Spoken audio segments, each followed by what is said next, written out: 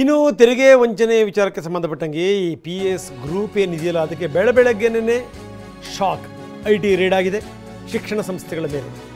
ಬೆಂಗಳೂರಿನಲ್ಲಿ ಶಿಕ್ಷಣ ಸಂಸ್ಥೆಗಳಿವೆ, ಬೇರೆ ಬೇರೆ ಭಾಗದಲ್ಲೂ ಕೂಡ ಇವೆ, ಶಿವಮೊಗ್ಗದಲ್ಲಿದೆ, ಜೊತೆಗೆ ಆಂಧ್ರ ಪ್ರದೇಶದಲ್ಲೂ ಕೂಡ ಇದೆ. ಹನುಮಂತನಗರದಲ್ಲಿರುವಂಥ ಕಾಲೇಜಿನ ಮೇಲೆ ದಾಳಿ ಮಾಡಲಾಗಿದೆ.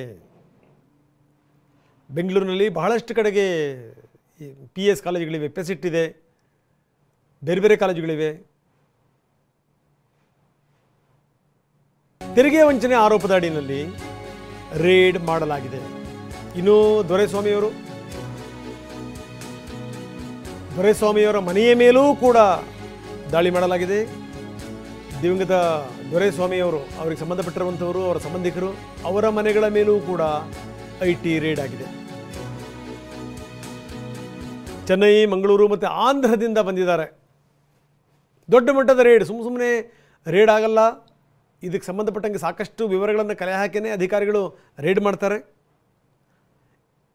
ಯಾಕಂದರೆ ಒಂದೇ ಸರಿಗೆ 200 ಮಂದಿ ಅಧಿಕಾರಿಗಳು ಬರ್ತಾರೆ ಅಂತಂತಂದರೆ ಸಾಮಾನ್ಯನಾ?